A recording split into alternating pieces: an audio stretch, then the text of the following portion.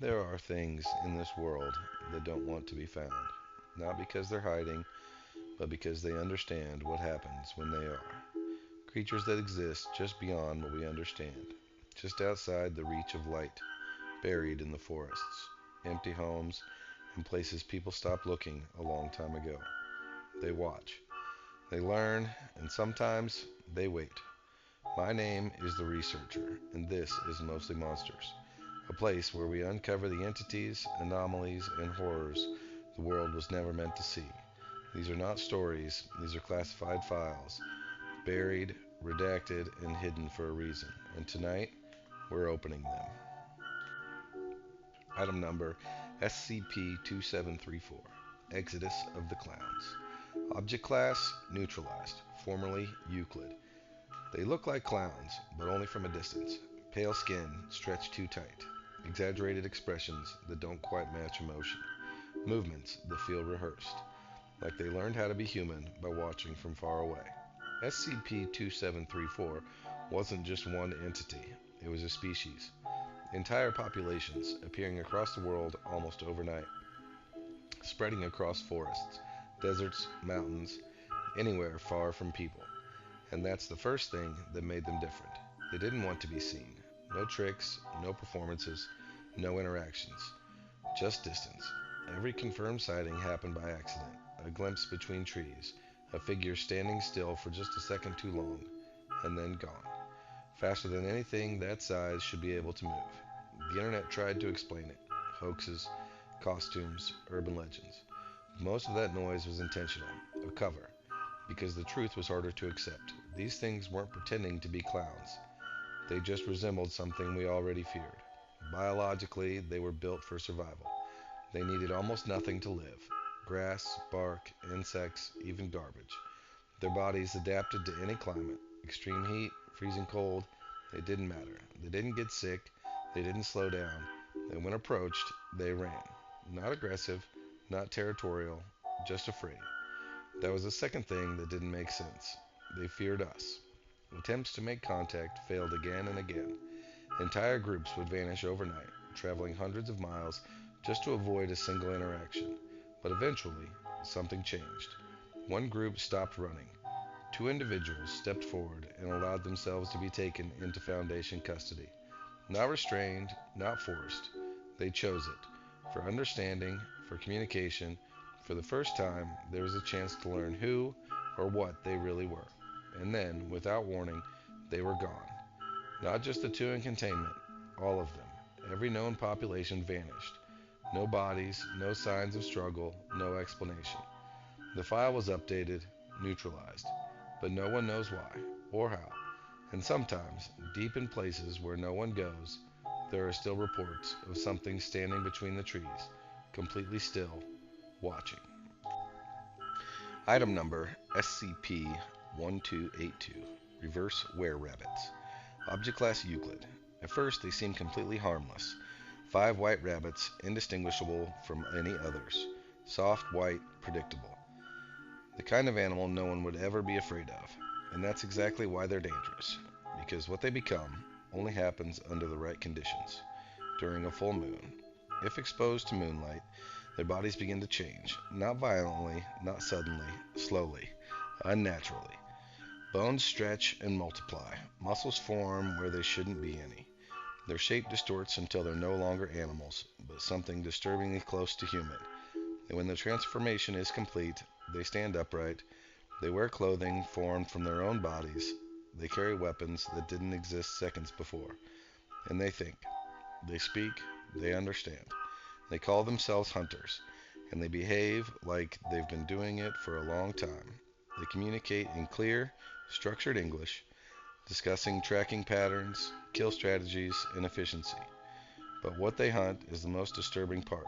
They hunt rabbits, not randomly, not instinctively. Specifically, they target their own kind, their mates, their offspring, their social groups.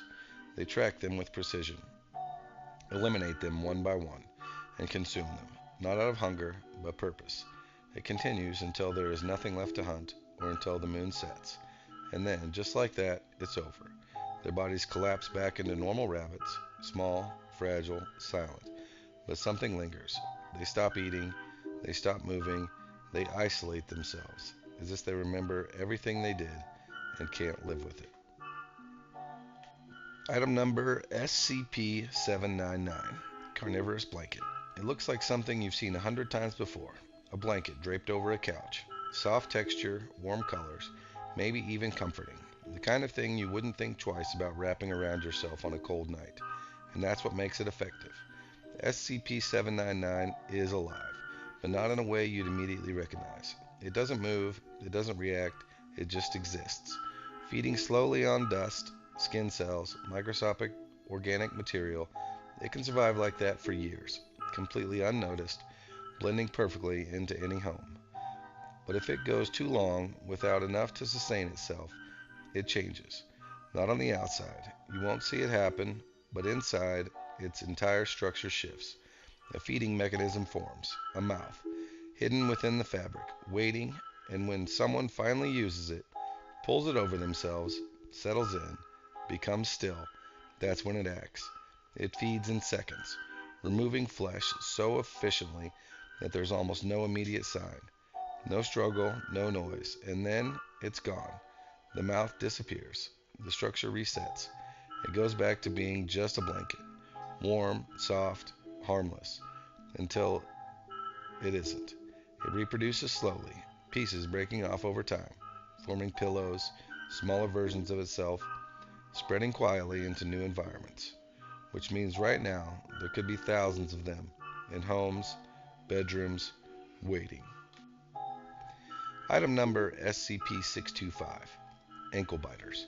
Object class Euclid-Flecto. They are small, easy to miss, but nothing about them is natural.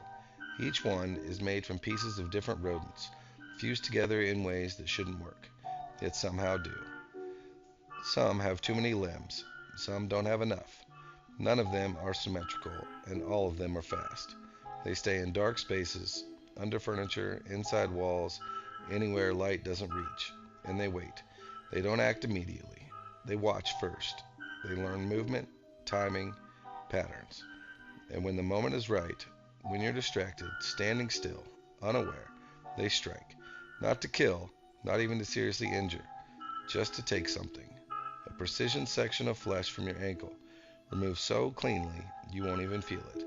Their saliva numbs everything instantly. Most victims don't realize what's happened until they see the blood.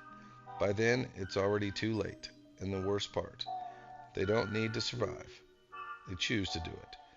Light can stop them, loud sound can disorient them, but in darkness, they are nearly impossible to detect. And once they've found you, they don't forget.